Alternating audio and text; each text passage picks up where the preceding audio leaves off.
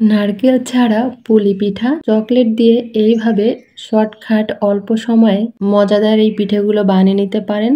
খুব সহজে অল্প সময়ে হাতের কাছে থাকা উপকরণ দিয়ে বানিয়ে নেওয়া যাবে। আর এই পিঠেগুলো একদমই শক্ত হবে না। রেসিপি ফলো করে বানালে পিঠা হবে নরম তুলতুলে, নারকেলের প্রয়োজন হবে না। হাতের কাছে থাকা অল্প কয়েকটা উপকরণ দিয়ে বানিয়ে নেওয়া যাবে। ছোট বড় সবাই খেতে পিঠাটা পছন্দ করবে, বিশেষ করে বাচ্চারা। চাইলে বাচ্চাদের টিফিনও এই পিঠেগুলো দিতে পারেন। থাকবে পিঠাগুলো।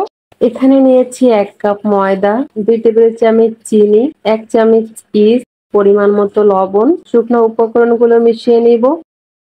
এখানে নিয়েছি কুসুম গরম পানি, পানি দিয়ে মেখে নিব। অল্প অল্প করে পানি দিব, একসঙ্গে বেশি দেওয়া যাবে না, তাহলে ডোটা নরম হয়ে যেতে পারে। এই তো মেখে নিয়েছি। যখন এরকম মেখে নেওয়া হবে তখন দিয়ে দিচ্ছি এখানে 1 টেবিল চামচ সয়াবিন তেল। তেলটা দিয়ে ভালো করে মেখে নিব। এই তো মেখে নিয়েছি। এখন এটাকে আমি রেস্টে রাখবো 1 ঘন্টার জন্য। 1 ঘন্টা পরে ফিরে আসছি। ডোটাকে একটু মথে নিব। এখন ডোটাকে আমি 2 ভাগে ভাগ করে নিব। একটা ভাগ দিয়ে একটা রুটি বেলে নিব।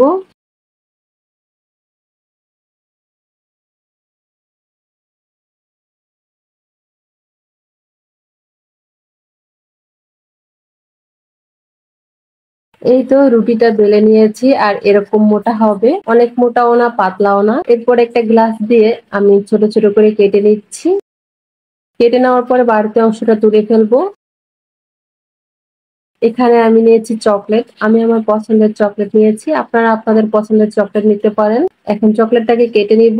2 পিস করে চকলেট দিয়ে এইভাবে মুখটাকে আটকে দিব। কেউ চাইলে 1 পিস দিতে পারেন বা আরো বাড়িয়ে দিতে পারেন। এই তো এইভাবে সবগুলো পিঠে বানিয়ে নিব। চুলায় একটা প্যানে কিছুটা তেল গরম করে নিয়েছি। পিঠেগুলো এখন দিয়ে দিচ্ছি। একটা সাইড হয়ে গেলে উল্টে দিব।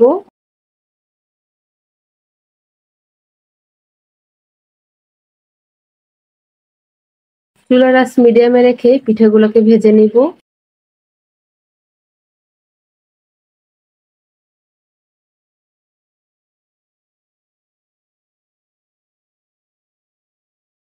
পিঠেগুলো ভেজে নিয়েছি। এরকমের যখন কালার চলে আসবে তখন চুলার উপর থেকে নামিয়ে নিব।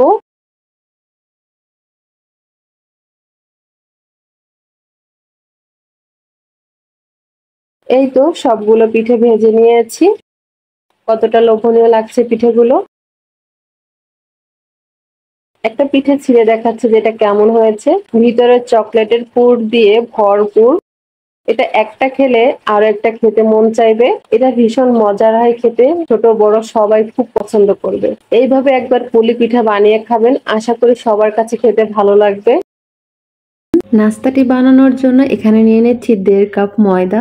আটা দিয়েও বানানো যাবে। এখানে দিয়ে দিচ্ছি 1.5 টেবিল চামচ চিনি, 1 চা চামচ ইস্ট।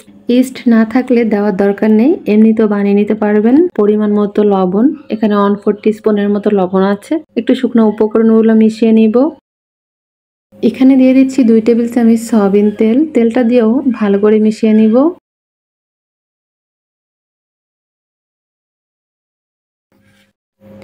এই তো মিশিয়ে নিয়েছি। এখন এখানে দিয়ে দিচ্ছি পানি। অল্প অল্প পানি দিয়ে মেখে নিব। আর এই ডোটা অনেকটা সফট হবে। এই ডোটাকে 3 থেকে 4 মিনিট ধরে ভালো করে মথে নিতে হবে। একটুখানি তেল দিয়ে আরো ভালো করে মথে নিচ্ছি। এই তো মথে নিয়েছি। এখন এটাকে আমি রেস্টে রাখবো।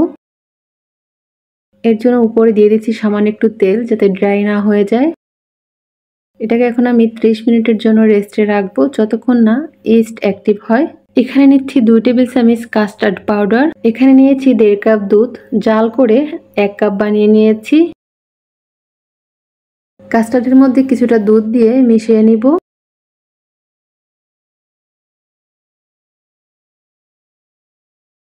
এখানে দিয়ে দিচ্ছি 3 টেবিল চামচ চিনি। মিষ্টিটা যার যার পছন্দ মতো দিতে পারেন। দিয়ে দিলাম পরিমাণ মতো লবণ। এখন কাস্টার্ডের মিশ্রণটা ঢেলে দিলাম। কাস্টার্ডের মিশ্রণটা দিয়ে নেড়ে চেড়ে মিশিয়ে চুলাটা ধরিয়ে দিব। এই তো বলক চলে আসছে। বলক চলে আসার পরে এটাকে অনবরত নেড়ে চেড়ে রান্না করে নিব। এই যে কাস্টার্ডটা পুরোপুরি রান্না করা হয়ে গিয়েছে। যেহেতু দুধটা আগে জাল করে রেখেছিলাম, তাই রান্না হতে বেশি সময় লাগেনি। মিশ্রণটা ঠিক এরকমের ঘন হবে। এটা ঠান্ডা হওয়ার পরে আরো অনেকটা জমে যাবে। 30 মিনিট পরে ফিরে আসছি। ডোটাকে এখন একটু ভালো করে মথে নিব।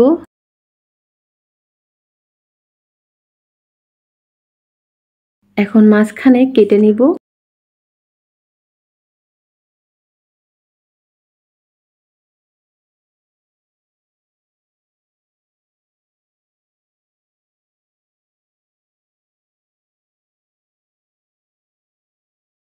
এখন এই ডোটা দিয়ে বড় একটা রুটি বেলে নিব।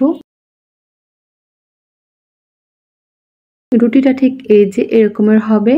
এখানে নিয়েছি একটা স্টিলের গিলাস। গিলাস দিয়ে আমি ছোট ছোট করে কেটে নিব।